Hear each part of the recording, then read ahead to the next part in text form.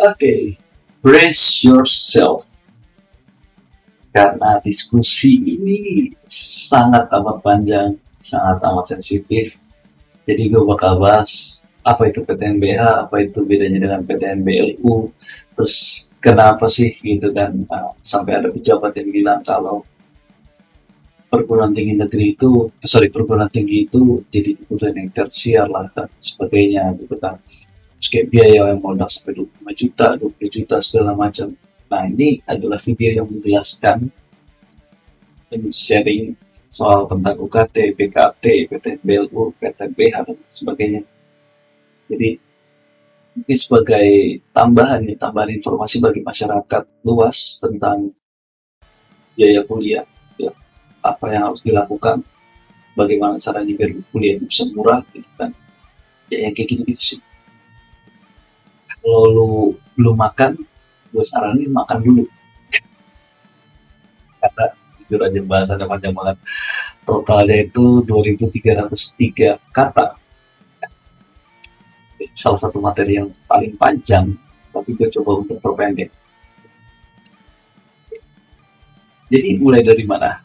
Bahasan kali ini mungkin ya itu tadi ya, kontroversial ya. Jadi membahas tentang uang kuliah yang jadi fenomena yang mulai ramai. Ya sebelum masuk ke pembahasan ini mungkin kita akan lihat dulu evolusi dari biaya kuliah. Ya. Jadi sebetulnya program PTNBH ini sudah lama digagas ya, kalau nggak salah dari tahun 2013. Ya, jadi dulu itu uang kuliah itu dari perbayaran SPP-nya itu dari apa sih namanya, gue lupa. Bayaran itu dari SKS ya. Jadi kayak per SKS lu bayar berapa, jadi kalau dalam satu semester lu bayar 22 SKS ya, lu tinggal kali misalnya per SKS harganya 20.000, 40.000 ya, beda-beda setiap universitas ya, lu tinggal kali 20 sampai 22. Nah itu berarti biaya per semester lu gitu. Tapi itu belum termasuk yang lain-lain kayak gue dulu kuliahnya fisika, berarti gue harus punya jas lab segala macam yang kayak gitu-gitu ya. Jadi itu benar-benar cuma buat biaya kuliah top doang gitu. Pada alat tempat buku dan lain sebagainya itu nanti harus lu provide sendiri ya.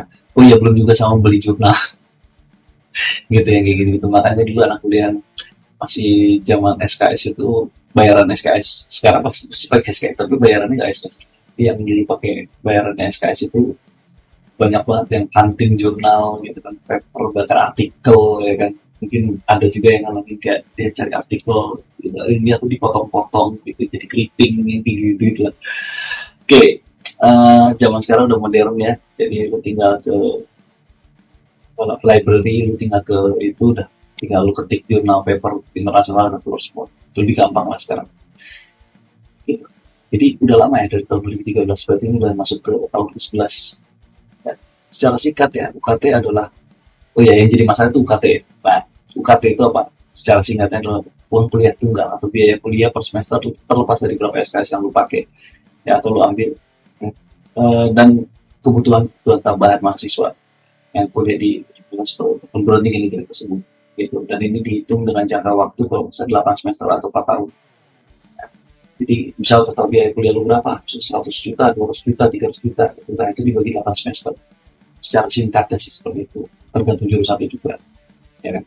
Nah, UKT ini apa sih? UKT ini ya tadi uang kuliah tunggal yang dia tuh aslinya tuh dari BKT. Apa sih BKT? BKT itu biaya kuliah tunggal, jadi total biaya yang belum disubsidi itu namanya BKT. Jadi UKT sendiri sebetulnya sudah disubsidi oleh pemerintah.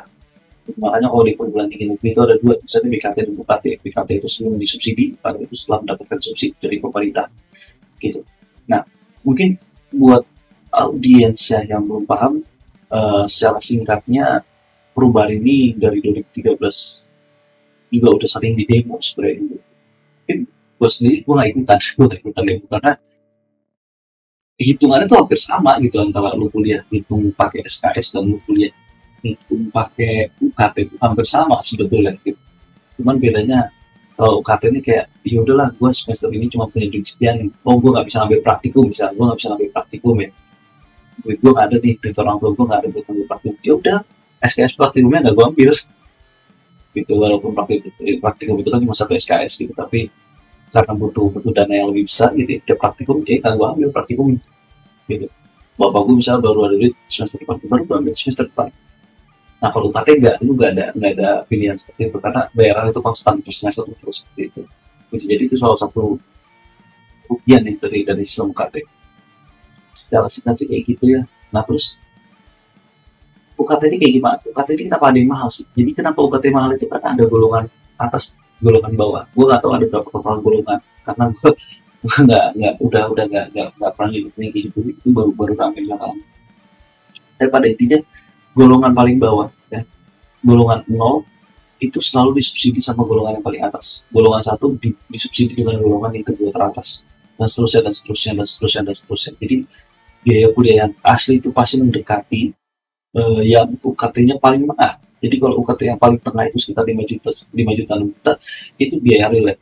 Jadi kayak subsidi silang, yang kaya mensubsidi yang kurang mampu gitu loh. Secara singkat itu konsepnya UKT. Ya sorry, konsepnya golongan UKT. Ya kan? Nah, jadi kalau nggak salah ya, UKT 0 itu nggak bayar. Terus UKT 1 itu kalau nggak salah 0 sampai 1,5 juta. Gue lupa aturannya, cuman biasanya universitas itu ya range segitu. Antara bayar 200, 300, 500, ada yang juga yang diminta bayar 1 juta, itu juga dengan jurusan. Ya, jurusan lo kuliah. Biasanya mahal itu sains, teknik, sama kedokteran. Dan paling mahal biasanya kedokteran. Gitu. Itu tentatif ya, dan itu akan berubah-ubah tiap tahun, dan ya beda juga tiap jurusan segala macam bla bla bla yang gitu kan. Nah, dari dasar tersebut ya, dasar tersebut universitas ini muncul istilah baru ya. Jadi itu ada namanya namanya itu jadi PTNBH, Perguruan Tinggi Negeri Badan Hukum. Jadi ada dua, PTNBH dan PTNBLU, Badan Layanan Umum. Ya. Nah kalau PTNBLU ini kayak ADART, RAB dan lain sebagainya itu masih di ACC dari pemerintah gitu. Jadi kayak pemerintah yang nyodorin, oh lu butuh duit sekian gitu segala macam. Lalu kalau PTNBH ini enggak, jadi kayak lu dikasih duit gitu kan, ini lu atur sendiri gitu kan, uang itu gimana gitu kan. Nah, uang ini bisa dipakai buat bikin usaha lah dan sebagainya, atau buat menarik investor ke universitas tersebut. Jadi kayak mirip swasta gitu, tapi nggak swasta banget gitu. Jadi untuk meregulasi keuangan universitas tersebut. Jadi universitas itu perlu tahu gitu, beberapa PTN di Indonesia kayak di Bandung tuh ada yang punya hotel ya, yang di Depok tuh ada yang punya stasiun gitu, yang kayak gitu. Jadi bagaimana meregulasi hal tersebut biar biaya kuliah di universitas tersebut bisa lebih murah, jadi lebih mandiri. Nah itu namanya PTNBH ya. Nah singkatnya sih seperti itu. Nanti PTNBH-nya ini tinggal laporan tuh, ada anggota MWA-nya. Gue lupa kepanjangannya, lu bisa cari sendiri nih berarti. Nah MWA itu nanti diwakili dari dosen di sana, terus rektor di sana, terus nanti ada menteri pendidikan, menteri pendidikan dan lain sebagainya gitu. Tuh jadi satuan gitu kan buat bahas hal-hal tersebut, kayak oh gue mau ngapain segala macamnya, apa itu bla bla bla bla, buat ngatur uang. Itu PTNB. Nah masuk ke pembahasan, kenapa uangnya tiba-tiba jadi mahal harganya? Oke, sebetulnya gak mahal. Asik, gue kayak orang kaya gue. Sebetulnya gak mahal, enggak. Jadi yang mahal itu adalah golongan tinggi, ya golongan tertingginya. Dan karena ada perubahan sistem dari PTNBLU ke PTNBH, maka gue bilang ini tuh udah lama banget gitu. Kasus ini tuh udah lama, cuma mungkin baru sekarang viral ya. Setiap kali dari PTNBLU berubah jadi PTNBH, pasti biaya kuliahnya naik luar biasa ya. Karena subsidi yang diberikan saat fase PTNBLU ke PTNBH ini akan ditarik, jadi nggak dapat subsidi lagi. Cuman gantinya, ada gantinya ya, pemerintah akan memberikan reward sesuai dengan standar IKU, indikator kinerja utama. Gue lupa berapa tepat, tapi sih gue 1 miliar ya per IKU. Jadi kalau misalnya lu udah, wah mahasiswa lu gini, lu dapat sekian M gitu, sekian M gitu, tergantung dengan IKU. Nah IKU ini nanti diedit lagi sih, enak banget ada editor. Ini IKU sih, ada banyak IKU, gue juga nggak hafal ya, tapi ada Google, bisa lihat sendiri Google. Nah, uang dari IKU ini bisa dipakai untuk subsidi, ya bisa dipakai untuk badan usaha di kampus, ya dan sebagainya, ya dimana tujuannya bisa meringankan biaya kuliah atau untuk kesejahteraan dosen dan sebagainya. Jadi balik lagi, PTNBH ini semuanya itu tergantung siapa yang kelola, siapa perangkat kampus yang mengelola. Gitu. Nah, untuk IKU sendiri, pencapaian IKU, mungkin kalian tadi udah lihat ya, pencapaian IKU itu gak sederhana. Pencapaian IKU ini tergantung pada mahasiswa, dosen atau perangkat universitas, dan alumni universitas tersebut. Jadi bahkan alumni pun ya itu menjadi indikator kinerja utama. gitu. Lu lulus kayak lu enggak, lu alumni gitu. Jadi kalau ada nih alumni ya, dari misalnya contoh ya, gue nggak nyebut ya, tapi contoh misalnya universitas besar yang ada di Bandung, Institut Teknologi yang ada di Bandung gitu kan, terus katanya alumni lu cuman jadi penjual pil berbasis multi level marketing, scam di mana-mana, ya itu akan mempengaruhi, itu akan mempengaruhi. Jadi tapi semoga aja lulusan dari institut teknologi tersebut jauh yang lebih banyak, yang lebih bagus, ini dia akan menutupi yang jeleknya gitu ya. Itu cuma salah satunya gitu. Ya itu cuma salah satunya gitu. Semua perangkat yang saat itu mengajar, yang saat itu diajarkan, yang sudah pernah diajarkan di sana, itu menjadi satu kesatuan, jadi satu sinergi di mana lu bisa mendapatkan indikator, mencapai parameter-parameter pada IKM itu sendiri. Singkatnya kayak gitu. Nah, jadi kalimat gue nih bilang PTNBH nggak mahal, itu sebenarnya tentatif. Singkatnya, kalau tiga tadi bisa bersinergi dengan baik, PTNBH-nya akan murah, bahkan bisa gratis. Ya, mungkin ini agak kontroversial. Ya, tapi gue belak-belakan aja. Jadi, kenapa PTNBH itu bisa mahal? Secara singkat, ketidakmampuan ya, baik mahasiswa, perangkat kampus atau dosen, dan alumni ya, menciptakan suasana yang bagus, menciptakan menarik uang yang tadi dari parameter IKU itu, dan uang tersebut gagal dimanfaatkan ya, universitas untuk menjadi bisnis yang munafik gitu. Oke. Mari kita ambil kasus ya dari salah satu universitas di Purwokerto atau di Surakarta ya, dengan per semester itu sekitar 25 juta rupiah ya. Sebenarnya kasus ini bisa dihindari gitu. Pertama, cara mahasiswa belajar dan meningkatkan kompetensi sehingga mampu lulus di Universitas PTNBH dengan golongan UKT rendah. Nah, maksudnya apa nih? Maksudnya adalah kalau lu bisa lulus jalur undangan, lu bisa lulus jalur tes tertulis yang nasional itu, ya, pokoknya tes awal-awal bukan lewat ujian masuk, ya, lu bakal kena UKT rendah. Kalau nggak salah yang awal-awal undangan dan pendidik apa? Gue lupa namanya, bidik misi ya. Gue lupa namanya apa sih? Itu lebih itu harusnya dia cuma dapat golongan UKT 1, 2, 3 ya. Nah, terus kemudian yang tes tertulisnya itu seharusnya masuk 4 atau 5 atau 6, itu lupa, pokoknya sampai UKT tengah, dan seterusnya itu kesananya itu UM. Jadi UKT yang 25 juta itu yang UM ya. Dengan kata ini, kalau lu calon mahasiswa dan lu bisa belajar bertembus untuk masuk jalur undangan atau jalur tertulis, UKT lu akan lebih rendah. Yang pertama. Terus yang kedua, perangkat universitas yang mampu mengembangkan uang ya.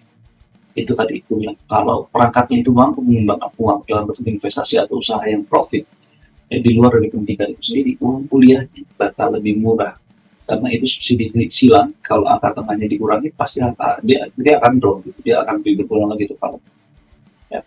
Jadi sebenarnya kalau ada PTNBH yang mereka cuma pakai duit ya, kayak buat bangun gedung, buat bangun apa, gedung B, gedung C dan lain sebagainya, atau beli jurnal, beli paper segala macam kayak gitu, atau buat naikin gaji karyawannya, ya jelas PTNBH-nya akan mahal. Jadi ya gitu. Jadi apa ya? Cobalah dipakai.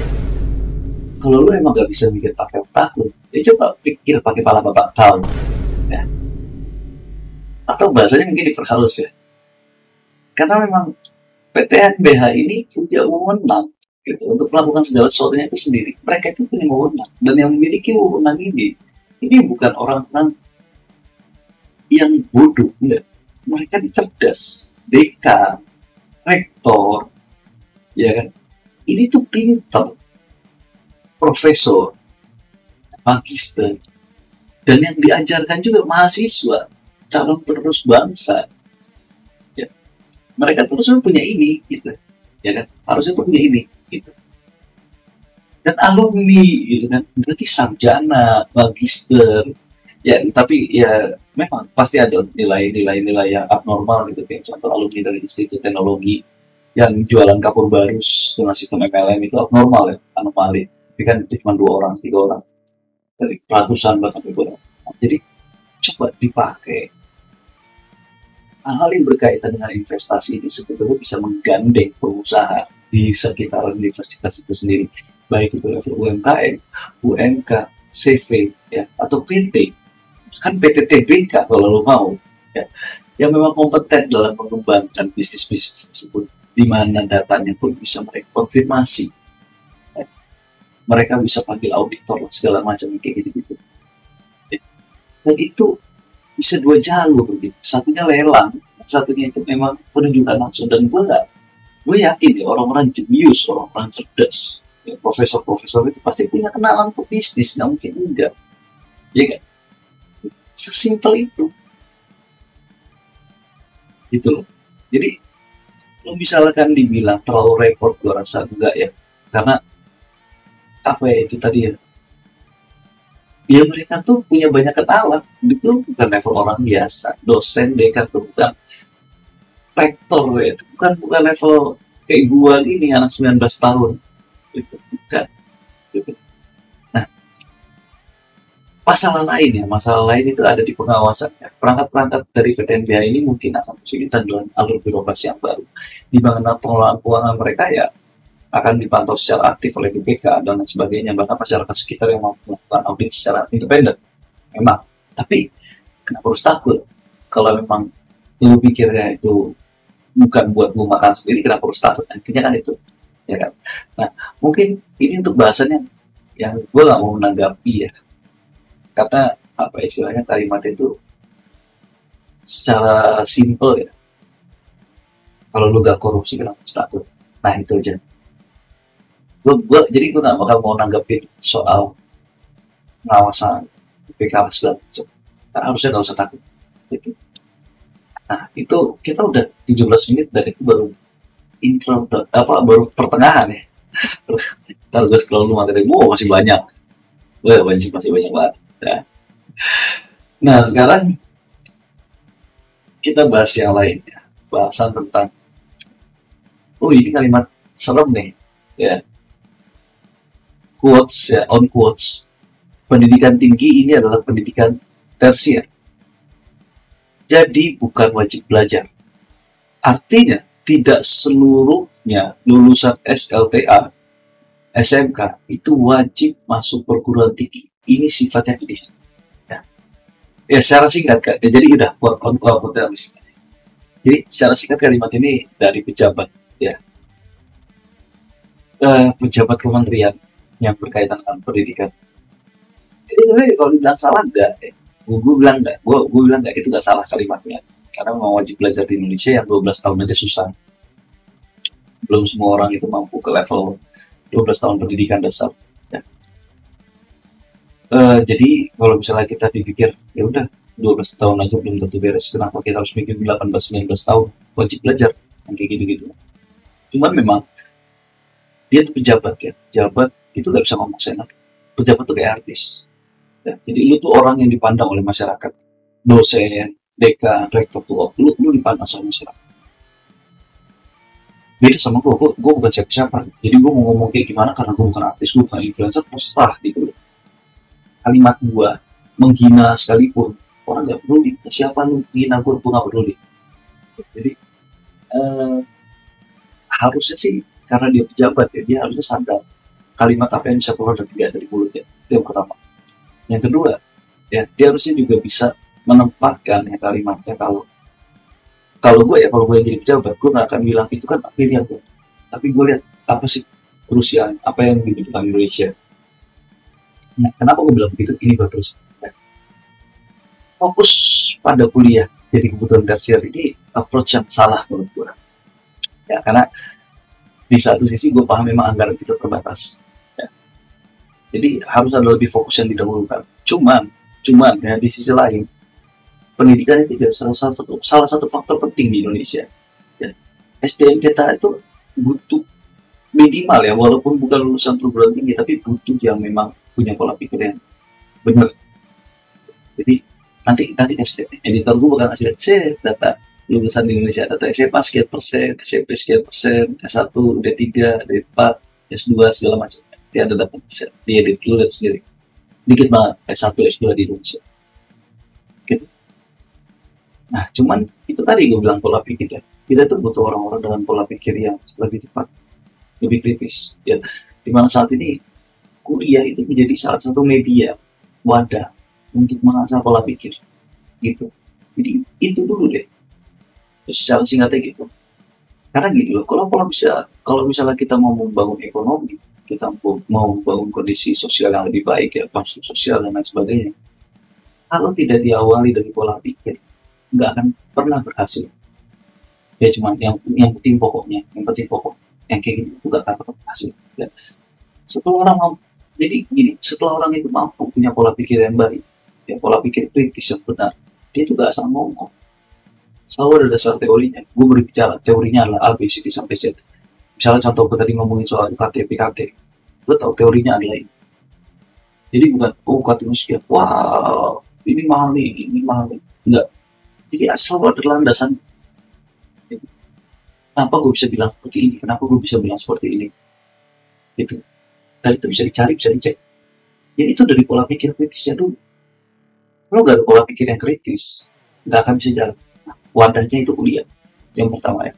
Nah, setelah orang mampu memiliki landasan teori yang baik, ya, pemikiran yang valid, ya, orang-orang tersebut mampu mengumpulkan data atau secara statistik itu kelihatan gitu dia ini gimana, atau bahkan mengumpulkan statistik itu sendiri, bukan mengumpulkan, dia mengisi, membuat data, mengumpulkan data assessment, dan ada statistiknya, dia yang bikin statistiknya, jadi kelihatan gitu, nggak ngawang-ngawang pemikiran itu, ya. Jadi bukan hanya asumsinya aja, gitu. Bukan cuma oh gue mikir atau gue berasumsi nih aku kuliah mahal nih biar dosennya tajir, enggak.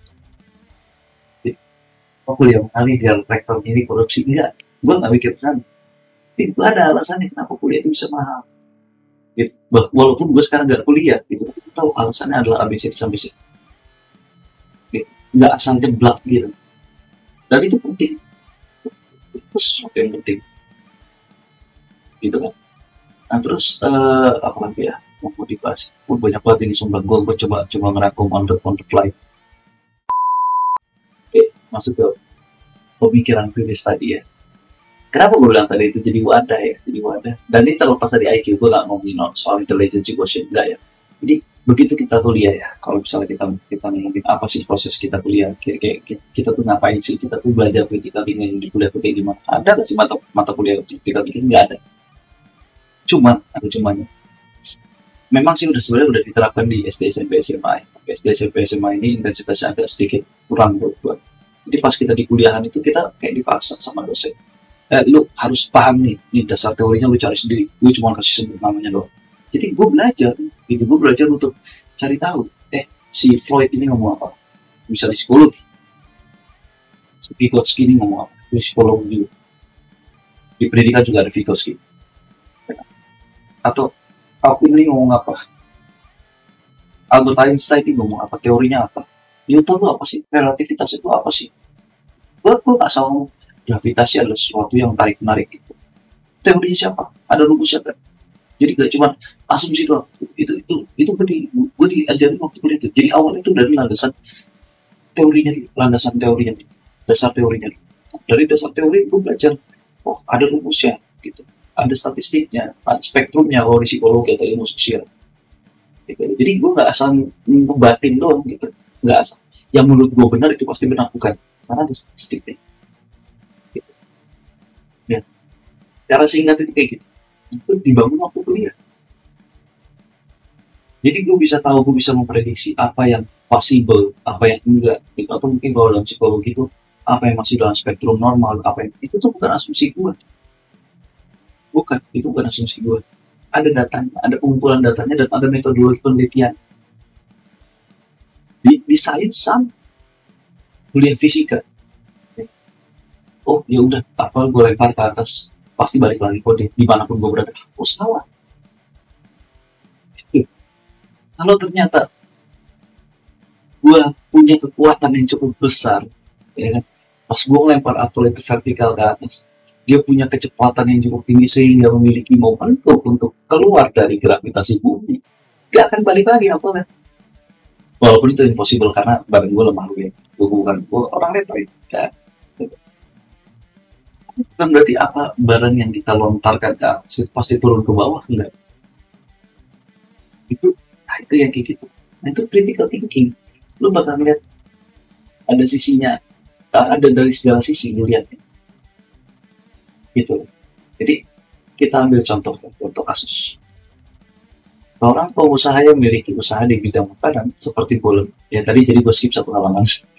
Ya seperti Bolen, penjualannya turun tanpa melakukan critical thinking. Biasanya pengusaha UMKM seperti pengusaha Bolen akan mencoba mengganti resep atau menawarkan produk baru seperti canvassing secara random. Ya.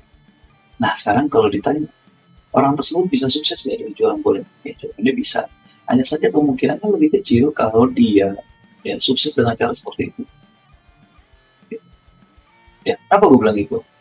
Karena belum tentu begitu lu rubah resep lu langsung booming atau gimana enggak gitu kan. Kalau tapi kalau bisa lu coba ya lu tekankan dengan critical thinking ya. Kalau pola pikir lu lebih jelas ya yang kayak dibiasain kayak orang kuliah tadi. Ya. Orang tersebut bakal ngumpulin minimal tuh dua informasi penting, variabel satu dan variabel dua itu marketing and sales, dan sebenarnya ini tiga ya, marketing dan sales itu bisa tuh dijadiin satu aja karena banyak banget ya bahasannya. Mari kita bahas variabel satu ini. Orang tersebut akan cari tahu target pasar mereka itu kelihatannya kayak gimana. Jadi nggak bakalan kayak asal merubah resep gitu.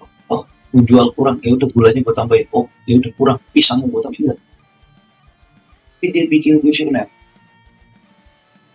Lu gue kasih gratis asalkan lu mau ngisi kuesioner gue. Nah itu.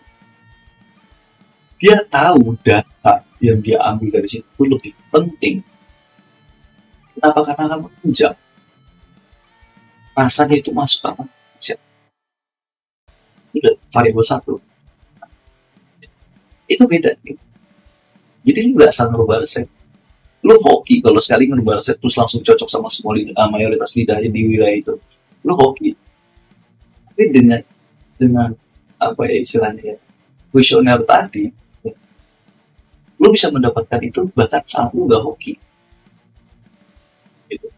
Ini variabel dua sekarang. Marketing, aduh sorry, ada salah dari misi gue.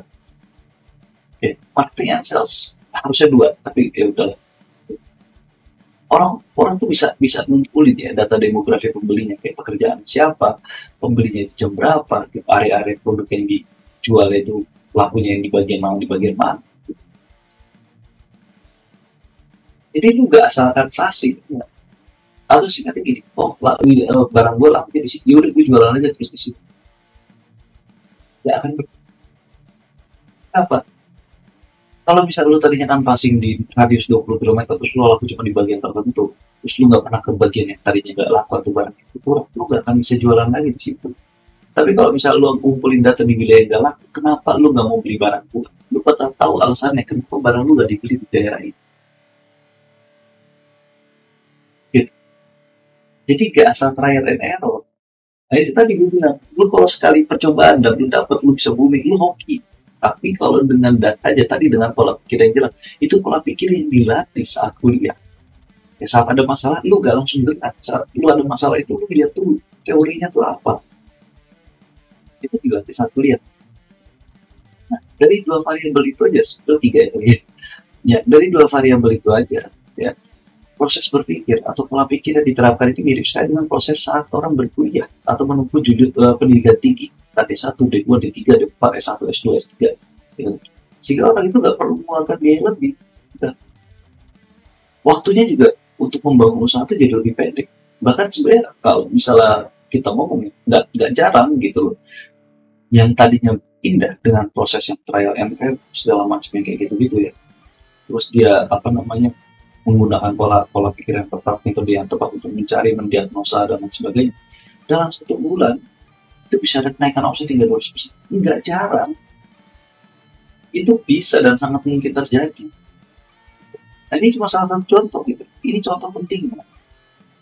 Contoh lain ya, kalau misalnya gue mau boleh kasih gitu ya, mungkin dalam bersosialisasi ya, kita diskusi sehari-hari, kita ngobrolin, nongkrong lah di misalnya di burjo kayak gitu-gitu ya.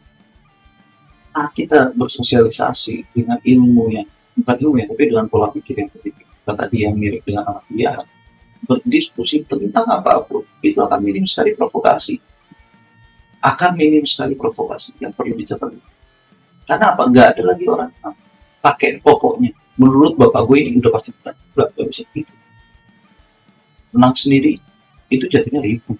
Dan nggak akan ada benefit bagi siapapun orang yang ada di sana. Pokoknya begini, pokoknya gue yang benar. Kalau ada yang debat, tapi teorinya seperti ini Pak. Nanti dijawab, enggak, gue ini orang lapangan, gue yang paling benar. Pengalaman gue ini seperti ini, pasti begini. Usah. Kalau pakai pola pikir yang begitu, nggak akan ada majunya. Itu cuma contoh-contohnya aja. Jadi singkatnya bahkan gue bilang, ini nggak bisa dikatakan sebagai kebutuhan tersier.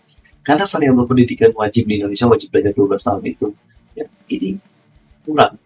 Karena ya, sesakti-saktinya pemerintah ataupun pengusaha yang ada di wilayah-wilayah tersebar di Indonesia itu, mereka nggak akan mampu membangun ekonomi, membangun struktur sosial yang baik secara merata di Indonesia gitu kan. Nggak mampu. Dengan wajib belajar 12 tahun, walaupun ada pengusaha yang mencoba membangun, nggak akan mampu. Perlu ada institusi pendidikan lagi. Ya itu makanya gue mengingatkan, apalagi jabatan dari orang tersebut adalah orang pemangku jabatan dari Kementerian Pendidikan. Ya, nah, ini masih menjadi bagian dari tanggung jawab kementerian itu. Ya, kementerian yang dia punya jabatan ya. Jadi tolonglah dipikir. Udah terbukti kalau dengan wajib belajar 12 tahun, pola pikirnya banyak yang berantakan dan sulit untuk membangun ekonomi dan struktur sosial yang kalian ini itu jauh lebih sulit. Dan sebenarnya kalau mau gua terusin makin banyak, tapi udah 33 menit ya, 32 menit lebih. Mungkin sekian dari gua. Kalau ada pejabat yang bilang ya, itu bukan urusan dia dan menyalahkan buruknya pola pikir masyarakat Indonesia, gue cuma mau bilang hal tersebut ada karena kalian yang punya gaji besar tidak mampu melihat masalah itu secara holistik. Ya, kalau ada yang baper, yang bilang bukan kerjaan lu ya, terus kerja lu ngapain? Saat nanti ada lagi yang bilang kenapa nggak lu aja yang ngelamar? Ya, gue nggak pernah ngelamar di sana, nggak minat juga gue kerja di sana karena gue tahu kapasitas gue. Nah mereka yang sudah ngelamar ke sana itu harus udah jadi tanggung jawab mereka. Itu udah nggak bisa ngeles lagi. Gue sibuk lah, enggak, itu tanggung jawab lu nggak bisa ngeles. Lu dibayar untuk melakukan hal tersebut, lu nggak bisa ngeles. Jadi siapapun yang ada di sana itu harus paham bahwa pekerjaan tersebut merupakan tanggung jawab. Lu digaji, ya. Jadi nggak bisa lu cuma nyalain masyarakat. Kalau satu lagi, nggak ada kaitannya dengan intelligence quotient. Pola pikir itu dibentuk. Pola pikir itu habitual. Sekalipun IQ lu 75, 80, ya mungkin proses penerimaan informasinya aja yang lebih lambat. Tapi pola pikirnya sama. Bagus. Itu akan lebih efisien daripada lu yang punya IQ 170. Ya, tapi pola pikirnya belangsak. Jadi itu habitual. Dan sayangnya, gue tinggal di Indonesia, salah satu yang melatih ya habitual tersebut, pola pikir itu kritikal tingginya itu bagus ya di kuliahan, SD sampai SMA iya, tapi nggak se ekstrim itu levelnya dibandingkan anak ya. Ya kecuali cepet-cepet lah. Ya aku sudah cepet-cepet sih lu lihat. Kali gitu dulu ya. Udah 35 menit. Sekian dari gua. Semoga berguna, bermanfaat.